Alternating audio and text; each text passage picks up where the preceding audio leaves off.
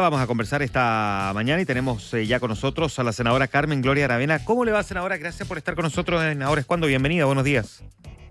Gracias a ustedes, acá estoy desde la Araucanía trabajando con ustedes en línea. Muy bien, pues senadora, y ha sido bien protagónica. Me gustaría partir esta historia para poder entenderla y dimensionarla, creo yo, correctamente, desde el comienzo. Usted formó parte de la Comisión para la Paz y el Entendimiento, y me gustaría primero que recordáramos cómo llegó a integrar esta Comisión para la Paz, quién la invitó, cuándo comenzó, y ya vamos a partir de ahí a tratar de proyectar un poco cronológicamente en el comienzo, para luego mirar lo que ha pasado en estas últimas 72 horas. ¿Cuándo fue convocada y quién la convocó? Me convocó el presidente de la República, yo iría en mayo, en abril, mayo, estuvo en conversaciones conmigo parte del equipo de él, y ya en mayo me confirmaron, digamos, el interés del gobierno en que yo participara en esta Comisión de Paz y Entendimiento, que trabajó 2 años, 500 horas presenciales, voluntarias, durante jueves y viernes. Estuvimos dedicados a estudiar primero, a diagnosticar, asesorarnos y luego a proponer un documento que estaría entregándose el martes a las 8 de la mañana en La Moneda. Ya, perfecto. El trabajo de la comisión, ¿cómo era? Para entender cómo se sistematizó el trabajo de la comisión. Éramos 8 comisionados, 4 digamos, de oposición en el fondo, y 4 personas que son del mundo mapuche, gente oficialista, Francisco Huenchumilla y Alfredo Moreno copresidiendo. Estaba también Emilia Nullado, Alfredo Millabur, Nicolás Figari, Sebastián Avellán y quien habla, y Gloria Cayupi, que ella es una profesional bien destacada en la 8ª región, que representaba a la gobernación del Biobío. Trabajábamos todos los jueves y viernes en La Moneda, en el Salón 2, y teníamos un equipo de asesores que nos iban informando de los distintos temas. Nosotros teníamos 5 puntos que atacar, 5 puntos que resolver, y de alguna manera lo logramos, pero nos encontramos con varias situaciones bien complejas que tenían relación con las cifras, con los datos reales de catastro de tierra, de lo que se había entregado y lo que quedaba por entregar. Ya, un análisis detallado. ¿Cuáles eran esos puntos que usted dice? Son 5 puntos. No le voy a pedir que después nos metamos al detalle necesariamente de todos, pero No te preocupes, pero el para tema entenderlo de bien. víctimas... Sí, el tema de víctimas de violencia lo coloco primero, aunque era el último, pero da lo mismo. Y nosotros ahí hicimos reuniones con todas las agrupaciones de víctimas, recogimos sus puntos. Yo particularmente le presenté a mis colegas una ley, que la ley tiene alrededor de 30 páginas, una ley bien completa, que también fue revisada por el Ministerio del Interior. Y hay 3 capítulos hoy día del documento, que tiene 22 puntos que abordan el tema de la ley, del tema de víctimas. Un catastro de tierras que consolida, hay un capítulo entero destinado a explicar en detalle cuánto se ha entregado, cuánto falta por entregar y cuánto es la deuda en monto. Y por otro lado, también una propuesta vinculada a lo que dice relación con el cambio de la ley indígena para que esta situación no la volvamos a tener en el futuro. Un cuarto tema dice relación con el reconocimiento de pueblos y todo lo que tiene que ver con el fortalecimiento más bien de la cultura, ¿no? No más que eso, no hay plurinacionalidad ni nada por el estilo. Y un quinto punto vinculado a lo que tiene que ver con el desarrollo territorial y económico, que también fue desarrollado en función de lo que las personas también nos fueron comentando, principalmente los gremios de la zona, de las 4 regiones. Ya, perfecto. Usted decía que se encontraron con alguna dificultad en términos de datos o cifras, ¿no? Sí. Ya, Absolutamente. ¿cuáles fueron esas dificultades? ¿Y por qué? A ver. ¿Por qué? Porque, bueno, la CONADI es una institución muy pequeña, yo diría que muy de pocos recursos humanos y económicos, con un sistema muy anquilosado, muy antiguo, no es muy eficiente, y tenía todo en papel, todo en registros de listados, de Excel, de carpetas. Más bien, aquí ayudó mucho bienes nacionales y también impuestos internos a lograr entender cuánto es lo que hay en tierras indígenas hoy día en la macrozona sur, y cuánto es lo que se debe en tierras, y todo lo que está en proceso ya en la CONADI para aplicabilidad. Hoy día la ley tiene un sistema que es horrible, en mi opinión, en términos de aplicación, porque hace que todas las generaciones futuras puedan solicitar tierras, y es muy raro que tú tengas que negarlas, porque de alguna manera son en base a un título de merced que quedó en desmedro desde hace más de 100 años. Entonces, lo que nosotros proponemos, dado que hoy día ya debemos 4.000 millones de dólares en tierras, que de alguna manera esto se acabe y que se entregue todo lo que se debe y que cambie la ley para que esto no siga aumentando, porque de aquí a 30 años vamos a deber 8.000 millones. Entonces, todo lo que se ha dicho es todo al revés. Hoy día ya hay una deuda concreta, certificada por el Estado de 350.000 hectáreas. Entonces, nosotros buscamos un sistema que permita entregar, no en 100 años, como sería hasta ahora, sino en 15 años, pero que las personas decidan si prefieren tierra o también podrían el dinero que se gastaría en tierra utilizarlo en maquinaria, en equipamiento, en infraestructura. Aquí se produce mucha hortaliza, para que ustedes sepan, en la zona sur, y se requiere equipamiento que obviamente, como no pueden vender, no pueden tampoco tener ningún tipo de hipoteca ni pedir crédito los mapuches en función de su tierra. Y lo otro es arrendamiento, que tampoco se podía y que ahora también que llegamos a un acuerdo que se pueda arrendar por 25 años para darle movilidad al uso del suelo y que las personas logren capitalizar y salir de la pobreza enorme con que están principalmente Arauco y Malleco, que son las zonas más complejas. Entonces, eso es, en el fondo, no es más que eso, en términos muy simples, pues sé que no tenemos mucho tiempo. Ya, Y en ahora, el tema de víctimas, que no puedo dejar de decirlo, sí. tres capítulos de las 22 son específicamente para víctimas. Hay una ley que ya quedó como parte de la propuesta, una ley muy completa, que es una copia, mejor diría yo, de la ley de víctimas y de reparación del terrorismo que tiene España, que es una ley que promulgó hace no más de 2 años y que nosotros la utilizamos para poder basarnos en algo muy bueno, digamos. Entonces, la palabra terrorismo aparece, algunas personas he escuchado que creen que no, pero sí aparece y se votó por unanimidad. Entonces, la propuesta, yo no me puedo enamorar de la propuesta, pero sí tengo que decirle que es una propuesta para solucionar un problema, no tiene nada que ver con el tema constituyente, ni octubrista, ni plurinacional, todo lo contrario, es muy aterrizada, muy razonable y muy seria. Trabajamos 500 horas reales, nosotros voluntariamente, gratuitamente, para que esto saliera. Entonces a mí me da mucha pena que hoy día se esté mal utilizando esto porque hay campañas políticas. O sea, si Chile no aprende, va a vivir con conflictos eternos, porque hoy día la política tiene que mirar un poquito más arriba cuando son conflictos de Estado que requieren una mirada transversal. Sí, nos vamos a meter a ese punto en un momento más. Déjeme preguntarle un par de otras cosas, como para ir despejando lo procedimental, el trabajo de la comisión, porque se decía, ustedes se habían autoimpuesto que lo que aprobaran tenía que ser por unanimidad. ¿Están así o en estricto rigor no están así? A ver, el decreto, si tú lo lees, iba a ser parte del documento, no dice ni una parte de la unanimidad. Ni siquiera existe la unanimidad del Senado. Nosotros no usamos eso. Ya, Nosotros de perdón. trabajar para poder presionarnos a tener acuerdos. Eso fue el motivo por el cual hicimos eso. Nadie nos pidió eso, ni era parte, como le digo, del decreto legal que lo firma todo el mundo, nada. Ya, Simplemente perdone, senadora, que la interrumpa, pero para perdone. autoimponernos un objetivo. Sí, perdón que la interrumpa. Es que cuando empezó a responder y justo se cortó la señal, entonces, ante una pregunta en un tema que es No te clave, preocupes. capital, le vuelvo a formular la pregunta y le pido que me vuelva a formular la respuesta para que no quede ninguna duda de lo que él me dijo. Porque hemos visto figuras políticas en estas últimas horas decir que ustedes mismos incumplieron un acuerdo autoimpuesto. ¿Era un acuerdo autoimpuesto el tener unanimidad en la aprobación del texto? El decreto que nos nombra, que dice qué tenemos que hacer, cuándo lo tenemos que hacer y el plazo que tenemos, no aparece en la unanimidad. Nunca se nos exigió eso. Ese fue un acuerdo interno, como qué día vamos a funcionar, a qué hora vamos a funcionar, cuántos asesores va a tener. Eso, en ese capítulo, que es una cosa interna nuestra, nosotros dijimos, pongámonos unanimidad para que nos forcemos a querer, digamos, llegar a acuerdos. Y eso fue lo que hicimos, que fue un tema nuestro.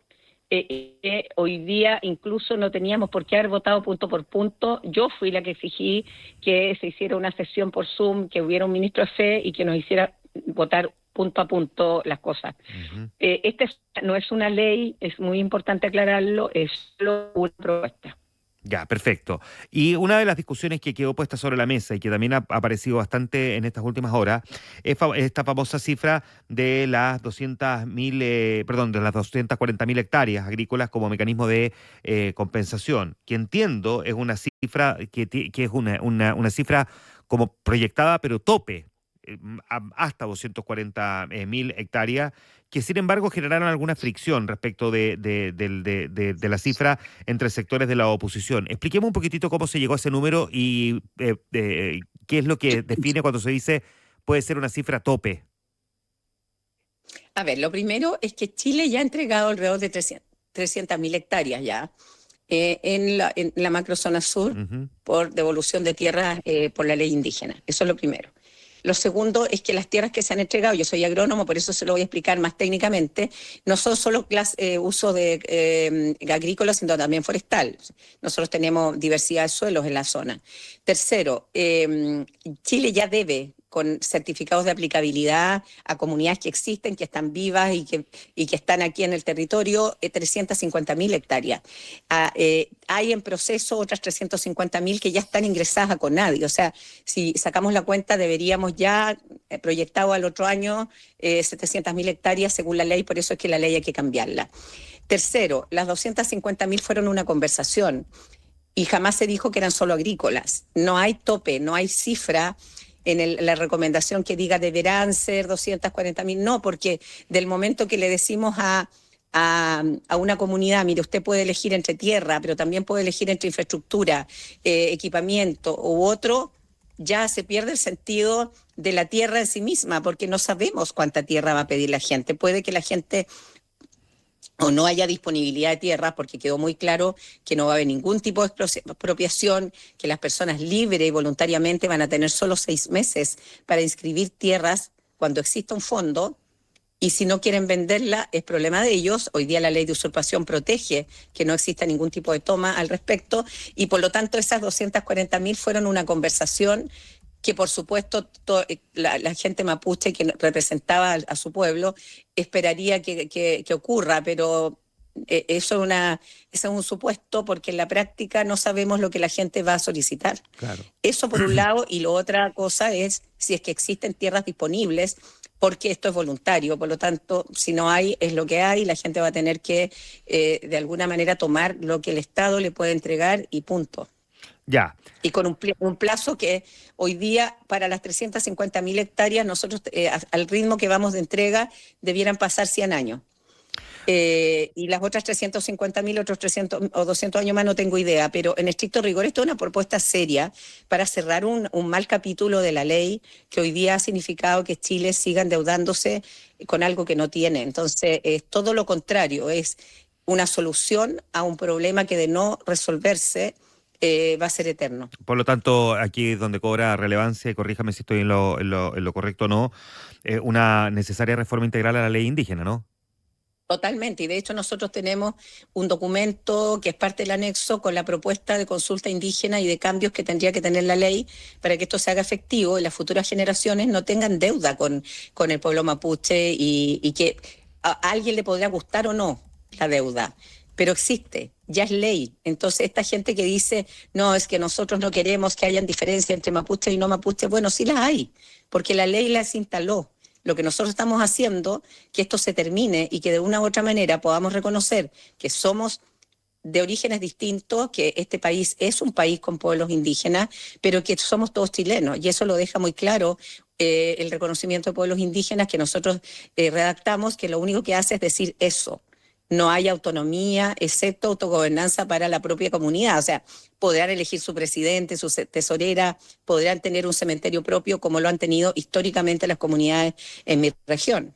Tenemos más de 4.500 comunidades inscritas en la CONADI. Entonces, el que quiere negar la realidad, yo creo que es taparse el ojo con un dedo. Y por otro lado, los presidentes que vengan, el que venga o la que venga, tendrá que asumir que estas son cosas de Estado y que las cosas hay que abordarlas de manera seria y responsable, porque a mí como integrante de la bancada de la Araucanía le digo que a mí me duele que yo haya renunciado a un partido y no voy a ir de senadora, porque creo que esto es necesario tomarlo en serio y que hayan comentarios muy, muy superficiales en torno a algo tan profundo, tan complejo, que ha dejado mucho dolor. Yo tengo amigos que han muerto en esto, como la familia Grolmus. Helmut fue mi amigo y murió. Entonces, que esto se tome a la ligera y que no, es que no tenemos por qué hacer diferencia, estamos hipotecando al país. No, la hipoteca ya ocurrió el día en que se firmó la ley indígena. No estoy diciendo si está bien o está mal, pero la ley está mal hecha y hoy día todas las generaciones futuras van a seguir debiendo tierras si esto no cambia. Pero para eso tenemos que hacer un esfuerzo como Estado, ordenar la casa, pagar lo que hay que pagar, cerrar el capítulo, y si es necesario pagarlo en dinero y no en tierra, bueno, es lo que hay que hacer, como se ha hecho históricamente en todos los países del mundo. Senadora, metámonos a la discusión política entonces. ¿Qué fue lo que le pidió su partido, con lo que usted no estuvo de acuerdo y por lo que finalmente presentó su renuncia al Partido Republicano? ¿Por qué renunció al partido? Renuncié al partido porque, bueno, ellos firmaron el acuerdo hace 2 años, pero ellos me exigieron que no podía ser un republicano el que firmara este acuerdo. Ellos lo tenían en borrador porque ha cambiado mucho en estos últimos 2 meses, pero yo creo que más allá del contenido, que yo lo expliqué en detalle, yo creo que hay cuestiones como políticas que son súper legítimas, ¿no? Están en campaña y tenemos ahí un candidato a presidente que es José Antonio Kast, que está en su legítimo derecho de tomar las decisiones de cuáles son las banderas en las que va a defender y no. Y bueno, este tema en particular ha tenido un manejo además político muy duro en la región. Hay algunas personas que hoy día son parlamentarios que más bien ocupan la prensa y los espacios de redes para gritar y para digamos, colocar en contra mapuches con no mapuches, y esto es el peor escenario. Y finalmente primó una visión más política y yo tuve que decidir. 2 semanas me daba vuelta y vuelta y decía, bueno, ¿qué es lo correcto? Si tú trabajas 500 horas presenciales con colegas que son muy distintos en tu pensamiento, cuando tú estás haciendo algo que te encargan para tu propia región, cuando has estudiado, leído, escuchado a diferentes expertos del mundo, porque trajimos gente de afuera, nunca viajé yo por esta comisión, pero sí estuvimos atentos a todo lo que había pasado en otros países.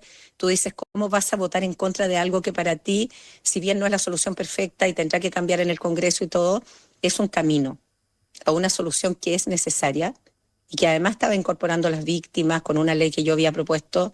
Era inconsecuente el votar en contra, y por eso es que yo sabía las consecuencias que para mí tenía. Yo voluntariamente adscribí al Partido Republicano, pude haberme quedado independiente.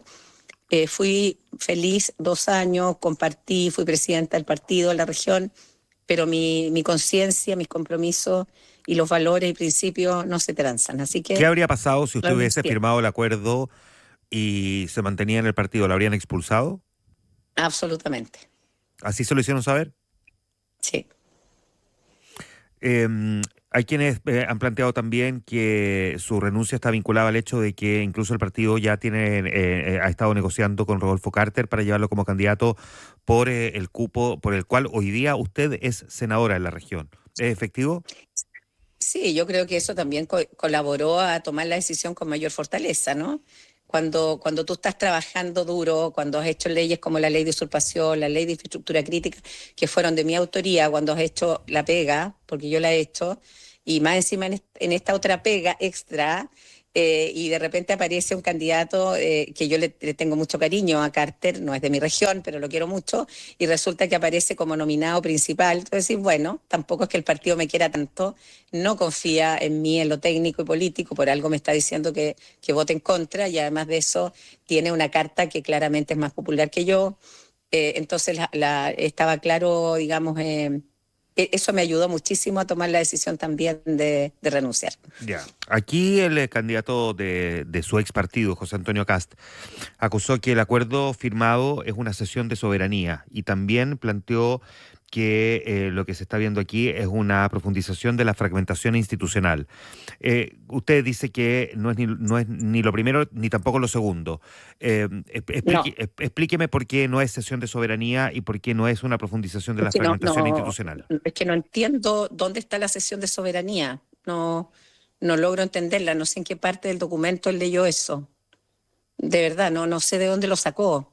Es probable que la interpretación que haya hecho su secretaria general, Ruth Hurtado, que ha sido muy dura y crítica, haya estado errada, porque por lo menos yo no leo nada en el texto que hable de algo así.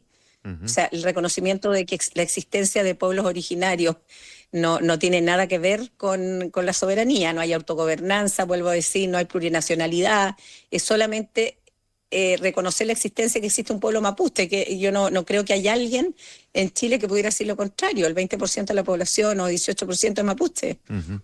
o se reconoce mapuche, entonces no veo. Y respecto al tema de la institucionalidad, no se crea ninguna institucionalidad, incluso es más, nosotros tenemos ahí una institución de carácter nacional, ni siquiera pusimos ministerio, que el proyecto ingresado en el Senado por el presidente Piñera, porque nadie hubo consenso de que debiera existir un Ministerio de Pueblos Indígenas.